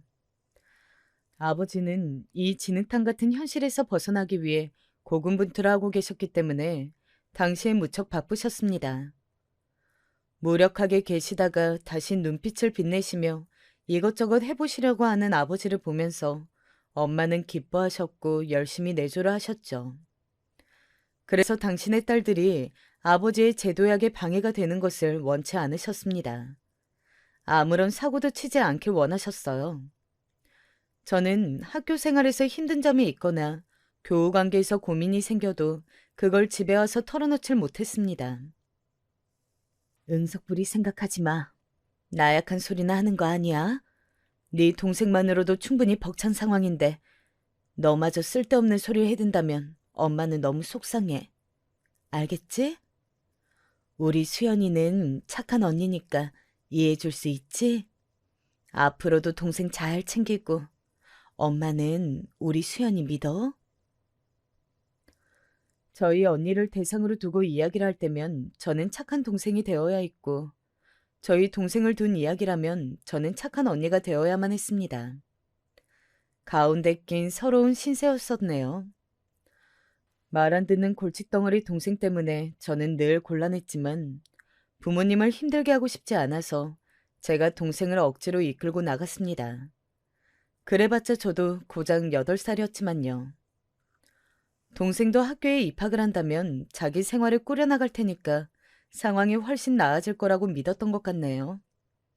하지만 그런 미래는 오지 않았습니다. 동생은 7살 나이에 그 추운 연말에 어느 아파트 놀이터에서 머리를 잘못 박은 바람에 병원으로 실려갔어요. 추운 겨울이었기 때문에 더 타격이 컸지 않았나. 지금에 와서 그런 생각을 해봅니다. 동생이 고꾸라져서 머리를 박고 기절하자 근처에 있던 아이들이 놀라서 전부 자리를 떠버렸어요. 추운 줄 모르는 어린 아이들만 현장에 있었고 어른은 한 명도 없었다고 합니다. 그래서 동생은 발견이 늦었어요. 자리를 떴던 아이들 중 한 명이 집에 돌아가서 자기 엄마한테 상황을 말했던 거예요. 그 엄마분이 얘기를 듣고서는 이게 당최 무슨 일인가 싶어서 궁금한 마음에 놀이터에 나가보셨다고 합니다. 그런데 저희 동생이 쓰러져 있는 것을 보시곤 깜짝 놀라서 신고를 하셨던 거죠. 그 아파트가 저희 집에서 거리가 꽤 있었어요. 거긴 나름 잘 사는 사람들이 사는 곳이라고 할 수 있었고 저희 집은 정반대의 분위기의 동네였으니까요. 그런데 동생이 거기까지 가서 놀았던 것입니다. 좋은 시설의 놀이터에서 놀고 싶어하는 아이라는 것을 저는 진작 알고 있었어요. 하지만 부모님께 쓸데없는 소리를 전하는 딸이 되고 싶지 않아서 동생의 일탈 같은 놀이를 혼자만 알고 묵인하고 있었습니다. 그랬던 것이 결국 화근을 불러왔던 것이 아닐까 싶어서 그 이후로도 저는 혼자 죄책감을 느껴왔었죠. 만약 부모님께서 동생이 그 동네의 그 아파트까지 가서 논다는 것을 아셨다면 분명히 만류하셨을 테니까요. 안 돼. 이럴 순 없어. 불쌍한 내 새끼. 얼마나 무섭고 아팠을까. 제발 눈 좀 떠다오. 엄마 좀 쳐다봐주라. 응? 우리 막내. 우리 예쁜 수민아. 엄마가 우리 수민이 좋아하는 불고기랑 오므라이스 해줄게. 그동안 이런저런 핑계대면서 못해줘서 미안해. 응? 제발 눈을 떠줘. 엄마는 의식불명인 동생을 붙잡고 끊임없이 흐느끼셨답니다. 그 모습을 보고 나서 저는 제 동생의 상태가 심각하다는 것을 알아차렸죠. 가슴 한구석이 싸하게 식더라고요. 뭔가 단단히 잘못되어 간다는 예감을 받았던 듯 싶어요. 하루가 지나고 이틀이 지나도록 동생은 의식을 찾지 못하였고 엄마는 병원에만 계셨습니다. 아버지는 집에 오셔서도 저한테 말 한마디를 안 건네셨죠. 그 상황에서도 저는 묵묵하게 집안일을 하고 아버지의 끼니를 챙겨드렸습니다. 새해를 앞두고 동생은 끝내 세상을 떠났어요. 8살이 되어보지 못했고 학교에 들어가 보지도 못한 짧은 생이었습니다. 너무나도 허무한 일이었고 그래서 믿어지지가 않았습니다. 따로 떨어져 살고 있었건만 언니는 저보다도 동생의 죽음 앞에서 더 많은 눈물을 흘리더군요. 그래서 저는 동생이 떠났으니 언니가 다시 집으로 돌아와서 살지 않을까 하는 짐작을 했었어요. 그러나 언니는 계속 큰 고문에서 살겠다고 하였습니다. 거기서 살면서 다니고 있는 학교에 너무 많은 정이 들어버렸다는 것이 당시의 이유였지만 나중에 알고 보니까 동생이 떠나고 나서 도저히 저희 집의 상황이 언니를 받아줄 여력이 되지 않았기 때문에 그런 것이었어요. 엄마는 마치 폐인처럼 일상을 놓아버리셨고 아버지는 하루 종일 바깥일에만 매달리셨습니다. 저는 찍소리도 못하고 그 집에서 저 혼자 스스로를 챙기면서 그렇게 살았어요. 살얼음판 위라도 그것보다는 나았을 것입니다. 아버지의 눈치를 보면서 엄마의 비위를 맞추면서 매일매일을 긴장 속에 살았던 것이 바로 저의 유년 시절이었어요. 저도 차라리 언니처럼 다른 친척 집에 가서 살면 어떨까 싶은 생각도 했었습니다. 아니면 저도 아예 그 존재를 몰랐던 숨겨진 부자 친척이 어느 날 갑자기 나타나서 저를 키우겠다며 데려가는 상상. 그런 걸 자주 했었던 것 같아요. 그럴 때면 현실을 벗어날 수 있었기에 행복했죠. 자꾸 상상 속에서만 행복해져 갔던 저는 현실에서 만족하지 못하게 되었습니다. 학교에서는 계속해서 의기소침한 아이가 되어갔고요. 매사에 자신감도 떨어지게 되었어요. 나중에는 점점 내성적인 성격으로 되어가더군요. 환경이 사람을 만든다는 말이 괜히 나온 게 아닌가 봐요. 제가 정말로 그랬었으니까요. 제가 중학교 입학을 목전에 앞뒀을 무렵 저희 집은 급변을 맞이하게 됩니다. 사춘기로 슬슬 접어들면서 저는 온갖 세상에 대한 비난과 원망을 속으로 하고 있었던 때였고 부모님과는 사이가 어색하기 짝이 없었으며 초등학교를 졸업하고 나서도 집으로 돌아오지 않는 언니의 존재를 남몰래 혼자서 증오하고 있었던 게 저였어요. 그런 상황 속에서 갑자기 아버지의 일이 확 잘 풀려버린 거예요. 로또 맞았다, 재파 터졌다 이런 표현으로밖에는 설명할 길이 없었던 정말 기적 같은 일이었습니다. 지인분의 사업장에서 일을 하시던 아버지가 자립을 원하셔서 그곳을 나오시고 사업체를 꾸린 지 2년이 되어가던 무렵의 일이었죠. 일이 잘 풀리는 바람에 아버지는 친가 쪽 친척들에게 빌렸던 돈을 금세 갚을 수 있었습니다. 이 과정에서 언니를 계속 맡아주었던 큰고모네한테는 후원 금액을 건네주셨던 것으로 알아요. 그리고 저는 이게 불만이었어요. 그 집에서 먹고 자고 하면서 행복하게 잘 산 언니한테 뭐가 불쌍하다고 돈을 그렇게 주셨어요? 도대체 뭐가 그렇게 안쓰럽다고 돈을 챙겨주셨냐고요? 뭐라고? 하, 네가 아직 물정을 몰라서 그렇구나. 애 하나 걷어서 돌보는 게 얼마나 신경 쓰이고 힘든 일인데 들어간 돈만 순수하게 따져도 결코 적지 않을 금액일 텐데 그걸 갚지 않는 건 말이 안 되지. 너는 네 언니한테 그렇게 불만이 많은 거야? 언니한테 들어간 돈보다 아버지가 그쪽에 주신 돈이 더 많지 않나요? 이자라고 쳐도 훨씬 많은 것 같은데요? 제 짐작이 틀렸어요? 만일 그렇다고 해도 네가 무슨 상관이며 네가 뭘 어쩔 건데? 네 돈도 아니면서 왜 이렇게 가타부타 말이 많아? 어린 녀석이 맹랑해가지고는. 큰 고모네는 좋겠네요. 언니도 좋겠고요. 아버지를 위해서 밥 한 번 차려주지 않은 사람들이지만 돈을 많이 받았잖아요. 저는 마치 당연하게 집안일 하나부터 열까지 다 해가면서 6년을 지내왔는데 하루도 빠짐없이 그렇게 지내왔건만 군것질만 간신히 할 수 있는 용돈 외에는 받아본 적이 없는데요. 큰 고모네랑 언니는 아버지의 가족이고 저는 뭐 무급하녀인가요? 어디서 이렇게 눈 땡그랗게 뜨고 지 아버지한테 대들어? 부모를 위해서 딸 자식이 가사 노동을 하는 건 당연한 거야. 어느 집에라도 그건 이상한 일이 아니야. 왜 너만 억울한 것처럼 말하는 것이야? 어느 집이 아버지? 도대체 어느 집이 이렇게 사는데요? 말씀해 주실 수 있나요?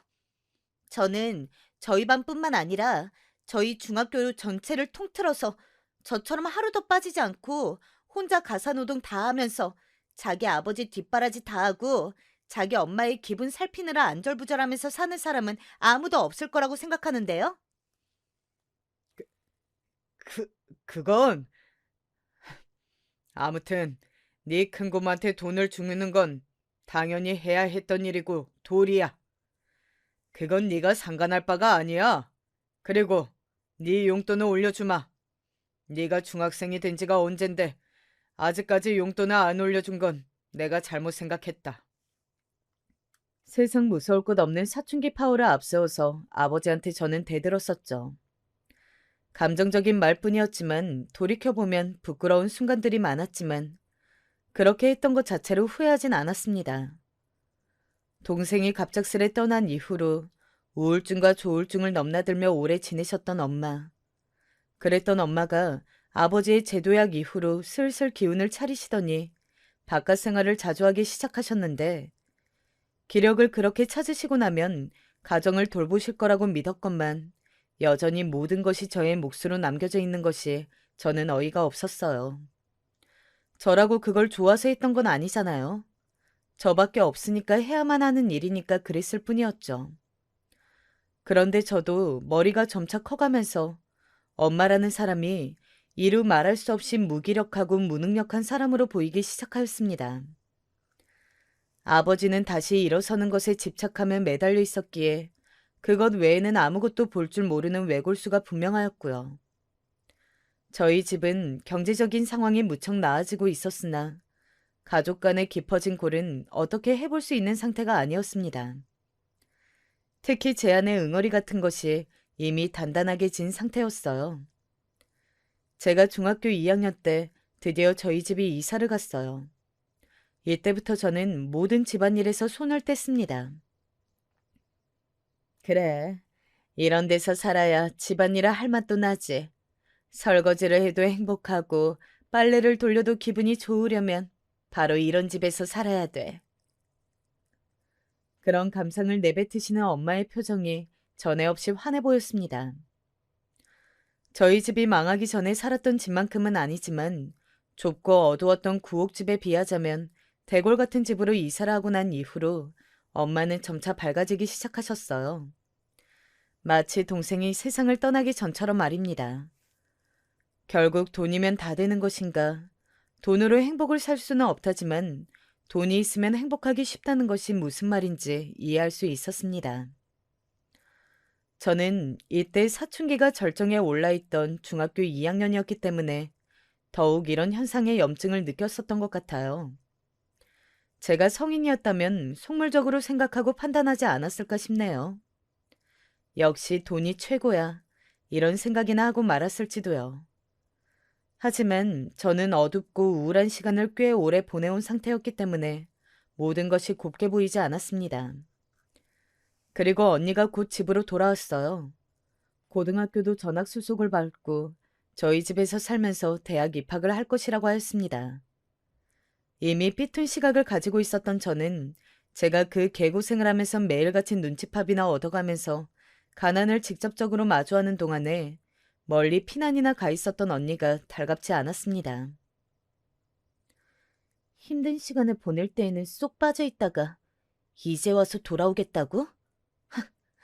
의리 한번 좋으시네. 고생은 안 하고 싶고 누릴 건 다 누리고 싶고. 저는 그런 생각을 하고 있었기 때문에 언니랑 잘 지내고 싶은 생각이 없었어요. 하지만 저희는 어쨌거나 친자매였으니 피는 물보다 진하다는 말처럼 지내다 보면 금세 융합되기 십상이었을 것입니다. 그러나 고슴도치처럼 가시를 세우고 있었던 저에게 언니 역시도 구태여 다가오려고 하지 않았어요. 가시에 손이 찔리기는 싫었다는 것이죠. 나 이제 수험생인 거 알지? 한창 나 예민할 때니까 괜히 내 심기 건드리지 말았으면 해. 뭐? 내가 언제 언니의 심기를 건드린 적이라도 있었어? 아니, 그냥 거슬리는 행동은 하지 말라고 미리 주의 주는 거야. 와, 말 되게 재수없게 한다. 나는 언니한테 아예 관심이 없어. 웬만하면 엮이고 싶지도 않아. 그러니까 나한테 주의 같은 거 줄 필요가 없다고. 알았어? 가뜩이나 가시를 세우고 있었던 저를 언니는 자극해댔고 그래서 저는 더욱더 모난 성정을 드러나게 되었습니다. 늘 불신 가득한 눈빛을 하고 있는 저보다 엄마는 언니를 더 예뻐하셨어요. 엄마는 그런 적 없다고 말씀을 하시지만 아니요. 그건 분명한 사실이었습니다. 저는 그 주요한 이유도 알 수 있었어요. 동생이 떠난 이후로 너무나도 무력하게 사셨던 엄마. 그 모습을 가장 가까이에서 지켜봐오며 그런 엄마 때문에 피해를 입어야 했던 사람이 바로 저였으니까요. 엄마는 당신의 보기 싫었던 과거를 너무나도 잘 알고 있는 저보다는 그때를 모르는 언니가 더 편하셨던 겁니다. 엄마에게 저는 어딘가 대학이 껄끄러운 딸이 되어 있었죠. 사실은 저도 가족들에게 사랑받고 싶었던 것뿐인데 제 안에 있는 자존심이랄지 그런 것들이 저를 가로막았던 것 같아요. 그래서 내가 왜 먼저 다가가서 손을 내밀어야 돼? 이런 생각만 가지고 있었습니다. 저한테 먼저 가족들이 다가와주고 저를 위해주기만을 바랐어요. 하지만 사업장인 몸집을 키워가고 점점 잘 될수록 아버지는 더없이 바빠지셨으며 가정을 들여다보실 여유가 없으셨습니다. 그런 아버지를 챙기시고 수험생인 언니를 독려하셨던 건 엄마였고요. 저는 집안의 작은 딸, 그 이상 그 이하도 아니었던 것 같네요. 언니는 수능을 잘 봤어요. 당시에 저는 언니가 단지 필요 이상으로 운이 좋았다면서 매도했었습니다. 기대보다 훨씬 더 좋은 성적이 나왔고 당연히 그에 맞춰서 좋은 대학에 가게 되었으니까요. 운도 지질이 따르는 인생이라며 질투했었죠. 하지만 시간이 지나서 생각해보니 그 정도의 성적이 나오려면 애초에 언니는 열심히 했던 사람이었을 거예요. 그리고 운이 좋아서 벼락 성적을 거두고 명문대에 입학해봤자 그곳에서 날고기는 학생들밖에 없으니 운만으로는 승부를 보진 못했을 겁니다. 대학에 입학해서도 꾸준히 좋은 성적을 언니가 거뒀다는 것은 단지 운만 작용했다는 것이 아니라는 증거이겠죠. 하지만 당시에 저는 소심하고 위축되고 눌려와 있던 것을 오로지 가족에게만 풀고 늘 가족들을 원망하던 사람이었으므로 언니가 그저 미웠었네요.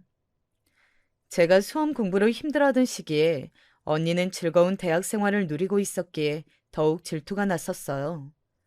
게다가 아버지께서 언니한테 그때 차를 뽑아주셨었거든요. 여대생한테 첫 차로 작은 경차가 아닌 외제차라니. 그때 새삼 저희 집이 얼마나 다시 잘 살게 되었는지 체감할 수 있었습니다. 저 또한 꿈만 같은 대학 생활을 누리겠노라고 다짐하였지만 수험 공부는 만만치 않았어요. 열심히 해서 모의고사 때는 좋은 결과를 냈었는데 수능에서 죽을 썼습니다. 저는 이것 때문에 또 엄마랑 많이 싸웠고 가족들이랑 냉랭해졌어요. 왜냐하면 저의 수능 도시락 때문이었습니다. 모처럼 엄마가 저를 위해서 도시락을 싸주셨어요. 수능 날이라고 말이에요. 엄마는 메뉴에 고기를 넣어주겠다고 하셨고 저는 그때 분명히 말씀을 드렸었습니다. 엄마, 나는 소고기 장조림 먹고 싶어요. 다른 반찬은 아무거나 상관없는데 고기 반찬은 무조건 소고기 장조림이었으면 좋겠어. 그래, 알았어. 우리 딸이 먹고 싶다는 대로 도시락을 싸줘야지. 엄마 또한 확실히 대답을 하셨었고요. 그런데 막상 저희 수능 도시락에 들어있던 고기 반찬은 바로 불고기였습니다. 장조림과 불고기는 완전히 다른 영역이잖아요. 조리법부터가 궤를 달리하는걸요. 그런데 웬 불고기에다가 당근이 잔뜩 들어간 계란말이, 그리고 국통에는 미역국이 담겨 있는 것을 보고 제가 점심시간에 너무 화가 났어요. 저는 학창시절에 몹시 예민하고 불안도가 높은 사람이었기 때문에 단지 그 사실을 마주한 것만으로도 정신적으로 흔들리게 되었고 오후 시험에서 당최 집중을 할 수가 없었습니다. 그래서 저는 제가 수능을 망친 탓을 엄마에게로 돌렸어요. 어째서 제가 원하는 메뉴를 해주지 않았는지, 그리고 제가 당근을 싫어해서 오죽하면 카레를 먹으려고 들지 않는다는 사실을 잘 아는 분이 어째서 당근이 잔뜩 들어간 계란말이를 해주셨는지 도저히 이해할 수가 없었습니다. 게다가 미역국이요? 미끄럽다고 해서 미신적으로는 중요한 시험날에 먹지 않는 메뉴잖아요. 저는 원래 그런 걸 신경 쓰지 않기는 합니다만 불고기랑 계란말이도 마음에 안 드는 판국에 미역국까지 더해지니까 진짜 너무 화가 나서 미칠 지경이었습니다. 저는 엄마와 설전을 벌였고 그런 도중에 충격적인 사실을 듣게 되었어요. 내일이 네 동생 생일이잖아. 엄마, 갑자기 수민이 얘기는 왜 꺼내시는 건데요? 제 동생 생일인 거랑 도시락이랑 무슨 상관이 있어서요? 짜증스럽게 되묻던 저는 금세 스스로 답을 깨닫고는 충격을 받았던 거예요. 동생의 생일이라서 미역국을 끓이셨고 동생이 가장 좋아했던 음식인 불고기를 그래서 하셨으며 동생이 편식이 심한 아이였었는데 당근을 잘게 썰어서 계란말이를 넣어주면 잘 먹었던 모습 때문에 엄마가 제 수능 도시락을 그렇게 싸신 거라는 것을 깨닫고 나서 너무나도 큰 마음의 상처를 입었습니다. 그래서 엄마를 향해 온갖 모진 말을 뱉었었죠. 뭐라고 했었는지 정확히 기억도 안 나요. 울며 불며 난리를 치면서 엄마한테 소리 지르고 발광을 했었거든요. 사태를 알게 되신 아버지께서는 우선 저의 편을 드셨지만 제가 재수를 하고 싶다고 하는 걸 단칼에 거절하신 걸 봐선 제가 잘못했다고 여기시는 것 같았습니다. 언니는 저한테 철이 없어도 그렇게 없을 수 있냐면서 비난을 퍼부었고요. 저는 집에서 왕따인 것 같았어요. 가장 분한 사실은 내가 능력이 없어서 내 힘으로 재수를 하고 내 힘으로 새로 대학을 갈 엄두가 안 난다는 거야. 저는 성적이 맞춘 대학에 들어갔어요. 언니보다 훨씬 떨어진 곳에 갔다는 것 때문에 저는 우울했습니다. 엄마와 사이가 틀어져서 대면대면해진 것도 속상했고요. 여기서 또 혼자 서글펐던 것은 대학교 근처에서 자취를 하였는데 이 비용을 전부 마련해 주신 것이 아버지셨다는 사실입니다. 저는 입만 살아서 짓거릴 줄만 알았지 제 스스로의 능력은 쥐뿔도 없는 사람이었어요. 그 생각만 하면 자괴감이 저를 덮쳐왔습니다. 집안에 돈이 있기 때문에 저는 학자금 대출을 받지 않아도 되었고, 시간을 쪼개가며 아르바이트를 하지 않아도 생활비가 충분했죠. 결국은 집안의 도움 없이는 홀로 설 수 없는 존재라는 사실이 저를 작아지게 만들었어요. 언니는 대학 졸업 이후에 짧은 취업준비생 생활을 마치고 괜찮은 직장에 취직하였습니다. 이때가 아버지의 사업이 탄탄하게 자리를 잡았던 시기였어요. 궤도에 올랐던 때였고요. 그래서 사실 아버지의 회사에 언니가 들어가도 되는 일이었습니다. 하지만 언니는 부모님의 제안을 거절하였어요. 혹시 나중에 들어가서 일을 하게 되더라도 우선은 나 스스로 사회 경험을 따로 쌓아보고 싶어요. 내가 얼마큼이나 해낼 수 있는 사람인지 궁금하기도 하고요. 언니는 그런 당찬 포부를 밝히며 사회생활을 시작하였고, 저는 대학 공부를 마무리하였습니다. 하지만 취업의 벽은 너무나도 높았어요. 대학 졸업장만 가지고는 안 되는 일이더군요. 자기소개서를 쓰느라 하루를 몽땅 날리는 일이 허다했지만 그럼에도 취업은 쉽지 않았습니다. 면접을 보러 다니는 것에 지쳐갈 때 저는 남들보다 뛰어난 것을 갖추기 위해서 자격증 공부를 시작했어요. 그렇게 2개를 따냈고 다시 본격적인 취업 시장에 뛰어들었다가 어영부영 무난한 곳에 입사를 하였습니다. 그때 아버지께서는 그곳의 조건을 가만히 들여다보시곤 일을 해보고 여의치 않으면 언제든지 그만둬라. 여차하면 내 회사에 들어와서 일을 하면 될 일이야. 저한테 이렇게 말씀을 하셨습니다. 저는 귓등으로도 듣지 않았어요. 저의 자존심 같은 게 저를 막고 있었죠. 그렇게 취업을 한 곳에 일을 시작하였는데 텃세 때문에 미치는 줄 알았습니다. 하필이면 제가 들어간 부서가 그곳에서 악명 높은 신입의 무덤이라는 것을 입사하고 2달째에 몰래 들어서 알게 되었죠. 그때의 좌절감이란 말로 설명할 수가 없을 정도네요. 사람을 정신적으로 괴롭혀도 진짜 그렇게까지 괴롭힐 수가 없어요. 입사하고 나서 반년도 안 됐는데 쌓인 에피소드는 10손가락이 넘어간 지 오래였고 스트레스 때문에 생리불순에도 걸렸습니다. 제가 골골대고 있으니까 엄마가 저한테 고집 그만 부리고 퇴사하라고 종용하셨죠. 저는 못 이기는 척 그곳을 나왔습니다. 아니올시다 싶은 직장을 나왔던 것뿐인데 이상하게 그때 저는 나는 실패자야 이런 생각이 들었던 것 같아요.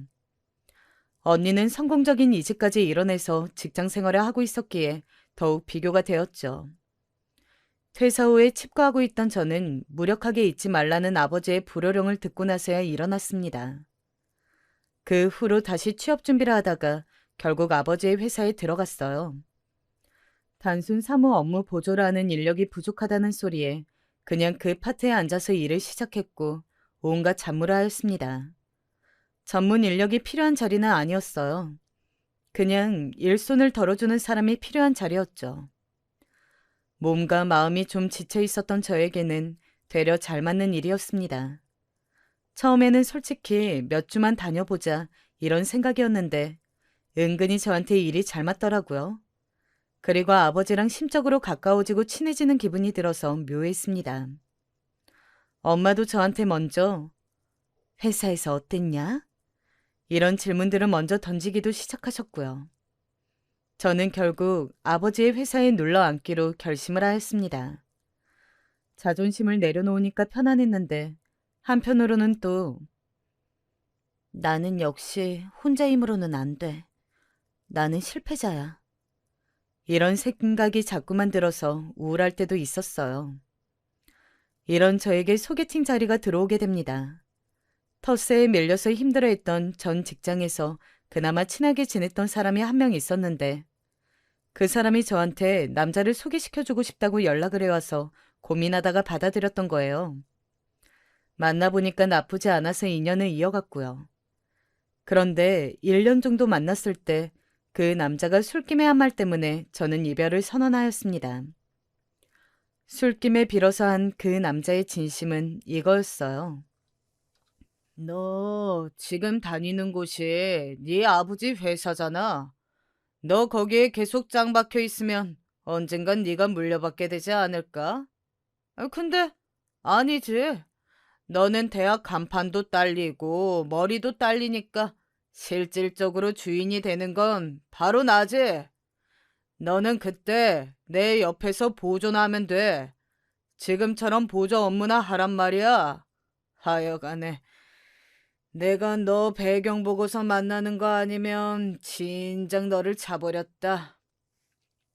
술에 취해서 주절주절 거리는데 면상을 한 대 주먹으로 갈겨버리고 싶은 걸 간신히 참았습니다. 일을 크게 만들고 싶지 않았어요.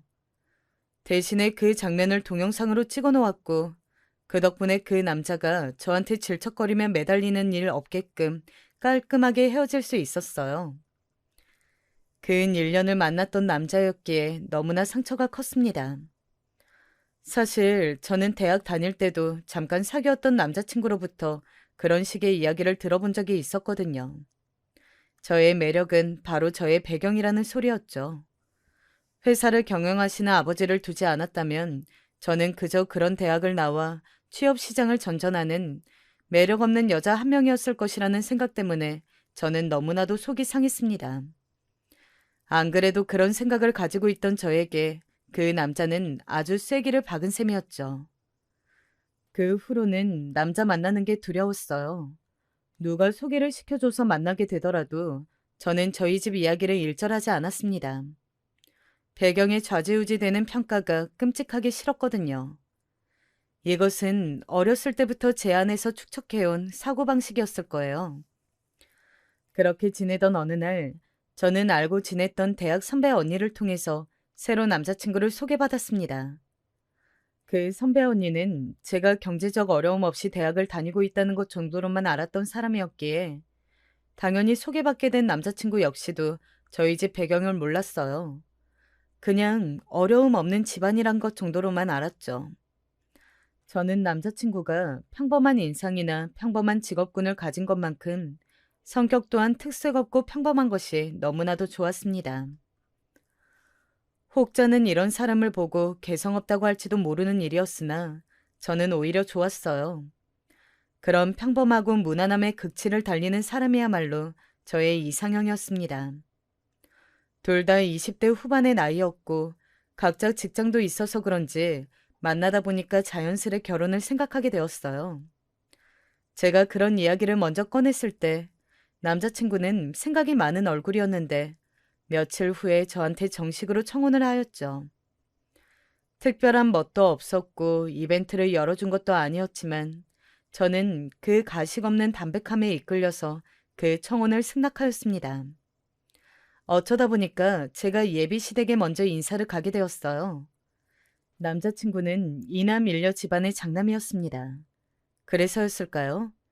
장남이 데려온 결혼 이야기가 오가고 있다는 여자친구를 바라보는 예비 시어머니 되시는 분의 눈빛이 예사롭지 않았습니다. 아버님 쪽은 시큰둥해 보이는 게 저한테 별다른 관심이 없어 보이셨는데 반대로 어머님 쪽은 저를 물어뜯고 싶어서 어쩔 줄 몰라 하는 표정이신 게 보였어요. 그래서 다니는 그 직장에서 하고 있는 일이 정확히 뭐라고요? 이것도 하고 저것도 하고 듣기로는 너무 정신이 없어 보이는데? 아, 정확히는 격리 일이라고 보시면 되는데요. 제가 단지 서류 업무뿐만 아니라 가끔은 직접 회사로 찾아오시는 손님 응대도 하고 있기 때문에 범위가 넓습니다. 뭐시? 손님 응대? 혹시 그거 커피를 타고 나른다거나 그런 건 아니겠죠? 네? 아, 그게 제가 커피를 타서 드리긴 하는데요. 무슨 문제라도 있을까요? 남자친구의 앞이라서 그런지 어머니께서는 얼굴에 열이 잔뜩 오르신 채로 입을 꾹 다무셨지만 이튿날 저에게 연락을 따로 하셔서는 득달같이 따지셨습니다. 이봐요. 이 무슨 말도 안 되는 경우예요? 기껏 커피나 타는 격리라고? 나 참 어이가 없으려니까. 감히 천한 격리 주제에 대기업에 종사하는 우리 큰아들을 넘보겠다고? 급이 다른데 어딜 넘보는 거야? 이보세요. 경리 아가씨. 제발 주제 파악 좀 하시고 내 아들은 놔줘요. 나는 내 눈에 흙이 들어가도 너 같은 여자는 며느리로 허락 못하니까. 당신 하실 말씀만 하시고선 일방적으로 전화를 끊으셨는데 이런 모욕감은 처음이었습니다. 저는 화를 삭히고 나서 어머님께 전화를 걸었지만 안 받으시더군요. 제 번호를 즉시 차단하신 모양이었어요. 거기에서 또 한 번 수치심이 들었죠. 남자친구에게 이런 이야기를 다 했어요. 그랬더니 무척 난감한 얼굴로 저한테 결혼을 어차피 우리 둘이서 하는 거잖아. 엄마가 뭐라고 하시든 너무 신경 쓰지 마. 이렇게 얘기를 해주더군요. 그런데 적극적으로 뭔가 해결을 하려는 뉘앙스가 전혀 아니라서 제가 좀 당황했습니다. 제가 모욕감을 느꼈다고 하는데도 저한테 자기 모친 대신이나마 사과하려는 제스처도 안 보여줬고요. 솔직히 조금 실망하긴 했으나 남자친구와 결혼하고 싶다는 마음까지 흔들린 건 아니었기 때문에 다시금 자리를 만들어서 예비 시부모님을 뵈러 갔습니다. 식당에서 밥 먹는 자리였는데 생각보다 분위기는 좋았어요. 별다른 이야기도 오가지 않았고요. 그래서 저는 앞으로의 진행이 원활할 것이라고 제멋대로 착각을 했는데 갑자기 식사가 맞춰갈 무렵에 어머님께서 여자끼리 따로 커피라도 한잔할까? 내가 맛있는 커피 한 톡 쏠 수 있는데. 저한테 이렇게 말씀하시는 것 아니겠어요? 뭔가 심상치 않았습니다. 저는 왠지 이 순간을 피하고 싶어서 남자친구를 쳐다봤는데 제 시선을 피하더군요. 좀 황당했어요. 그제서야 아, 얘는 마마보이로구나 라는 사실을 깨달았죠. 자기 모친 말이면 꼼짝 못하는 모양이었습니다. 어쩔 수 없이 저는 식당을 나와서 어머님과 근처의 카페로 향했어요. 어색하게 아메리카노 2잔을 시켜서 마주보고 앉았는데 저한테 대뜸 이러시더군요. 너 아까 우리 아들이 밥값 계산했는데도 고맙다거나 잘 먹었다는 말 한마디를 안 하더라? 네? 저희는 서로가 워낙 번갈아 가면서 계산을 하는지라. 시끄러. 나는 너처럼 남한테 기생하며 사는 애들을 아주 잘 알아보거든. 그래서 내가 너 마음에 안 드는 거야. 우리 잘난 아들한테 붙어서 피 빨아먹을 작정이지? 직장에서 커피나 타고 서류나 좀 들여다보는 게 전부인 경리이면서 밖에서는 이런 커피도 줄창 사 마실 테고 말이야. 안 그러니?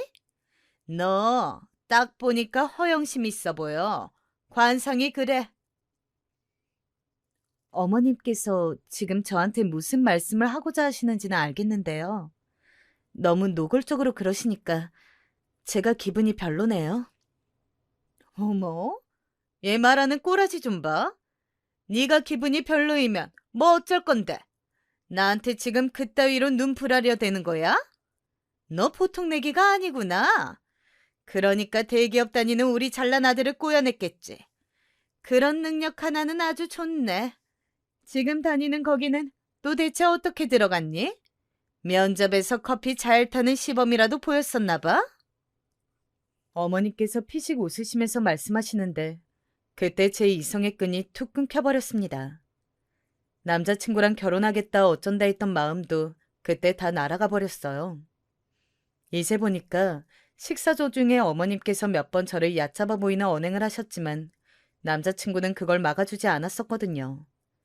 제 생각보다 아주 별로인 놈이라는 판단이 확 들었습니다. 저는 얄밉게 커피를 호로록 마시고 계신 어머님께 말씀드렸어요. 아니요. 저 면접 안 봤는데요. 그럴 필요가 없었거든요. 면접도 안 봤단 말이야? 세상에, 얼마나 별것 아닌 자리였으면 그런 것도 없이 서류만 보고 사람을 쓴다니? 서류를 내긴 했지만 전혀 상관이 없었어요. 저는 어쨌거나 무조건 합격인 입장이었으니까요. 뭐? 무조건 합격? 그게 대관절 무슨 소리야? 그 회사 대표님이 바로 저희 아버지세요. 저는 아버지 회사에 다니고 있는 거라서요. 저의 엄청난 발언에 깜짝 놀라신 어머님이 손을 떠시는 바람에 커피가 흘러 넘쳤어요. 손에 뜨거운 커피가 떨어지자 어머니께서는 비명을 지르시며 자리에서 일어나셨죠. 저는 그 호들갑스러운 광경을 무심한 눈빛으로 쳐다보았습니다. 어머니께서는 당황하신 얼굴로 대인 손을 움켜쥐신 채로 저한테 물어보셨죠. 우리 아들은 그런 말을 안 하던데? 그렇겠죠. 제가 말을 안 했으니까요. 굳이 미리 밝힐 필요가 없어서 그랬어요. 어? 그랬구나. 아이고, 그렇게 된 거였어? 어머나. 갑자기 어머니께서는 전에 없이 해사한 미소를 지으시면서 조심스레 다시 자리에 앉으셨습니다. 저는 그 변화를 싸늘하게 쳐다보고 있었죠. 어머니께서는 모르셨겠지만 저는 지난 세월 많은 감정의 변화를 겪으면서 돈 앞에서 사람이 달라지는 것을 별로 좋아하는 사람이 아니었습니다. 응당 그럴 수밖에 없다는 것을 분명 알고 있었지만 제 속이 뒤집어지는 건 어쩔 수 없었죠. 가족 회사였다면 그렇다고 진작 말을 하지. 회사에 찾아오는 손님 응대뿐만 아니라 각종 서류 업무도 다 도맡아서 하고. 알고 보니까 참된 일꾼이 여기 있었네. 특히나 어머님처럼 수치도 모르고 손바닥 뒤집듯 태세를 바꾸는 사람은 가장 싫었습니다.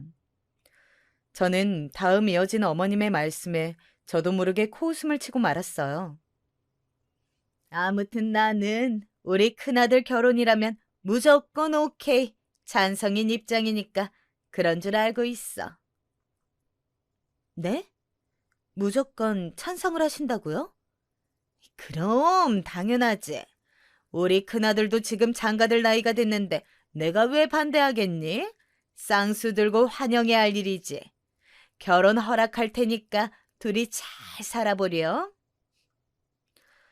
버스가 이미 떠나간 줄도 모르고 정류장에서 기다리고 계시는군요. 바보처럼. 제가 외치자 어머니께서는 영문을 모르겠다는 눈동자로 크게 뜬 채 저를 바라보셨어요. 그 앞에 대고 저는 분명하게 제 의사를 전달을 드렸습니다. 결혼? 이제는 제가 싫어요. 이 미친 아주머니 같으니라고. 2번 다시 뵙는 일 없었으면 좋겠네요. 또박또박 말을 뱉은 후에 미련 없이 자리에서 일어났습니다. 입도 대진 않는 커피는 그대로 남겨준 채 말이죠. 제가 걸음을 옮기자 그제서야 상황 파악을 마친 어머님께서 저를 붙잡으려고 별별 호소를 다하셨지만 저는 눈길도 그쪽으로 주지 않았어요.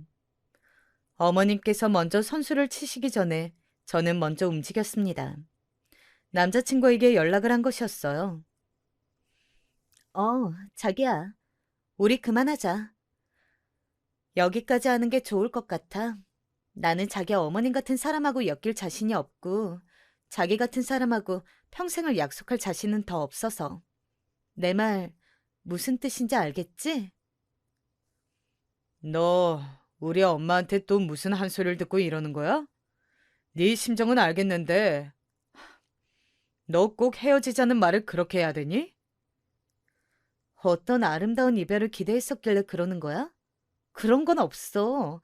추잡하거나 덜 추잡한 이별만이 있을 뿐이지. 나는 너랑 이제 완전히 끝났어. 너도 이제 나를 2번 다시 찾아오지 않겠다고 약속 좀 해줄래? 너 이상한 데서 고집이 있어서 이렇게 약속한 건 꼭 지키는 사람이잖아. 네가 그러면 내가 매달릴 줄 아나 본데? 아니야. 너 착각한 거야. 그래, 헤어지자. 2번 다시는 내가 너를 찾는 일이 없을 거야. 남자친구가 울컥한 목소리로 선언하는 것을 통화 녹음 모드로 따놓은 저는 미련 없이 전화를 끊었고 그 음성 파일을 즉시 남자친구에게 전송한 다음에 번호를 차단하였습니다. 결혼까지 생각했던 인연을 이런 식으로 정리한다는 것에 대해 씁쓸함을 느꼈지만 별 수 없는 일이라고 스스로를 다독였어요. 역시나 그 어머님께서 입을 놀리신 모양이었습니다. 저한테 차인 그 남자는 자기가 했던 말을 번복하는 강수까지 두면서 저를 찾아왔었죠. 제 배경이 무척 아깝다는 눈치였고 저는 그 남자를 무참하게 끊어냈습니다. 그 이후로는 많은 생각을 하면서 지냈어요. 저 스스로를 회복하는 데 초점을 맞추고 싶었고 제 안에 남아있는 열등감과 싸웠습니다. 그 결과 가족끼리 많이 화목해졌어요. 언니랑도 말이죠. 점점 더 친해져서 지금은 둘도 없는 자매 사이가 되었네요. 다사다난하였지만 어쨌든 가족은 가족인가 봐요.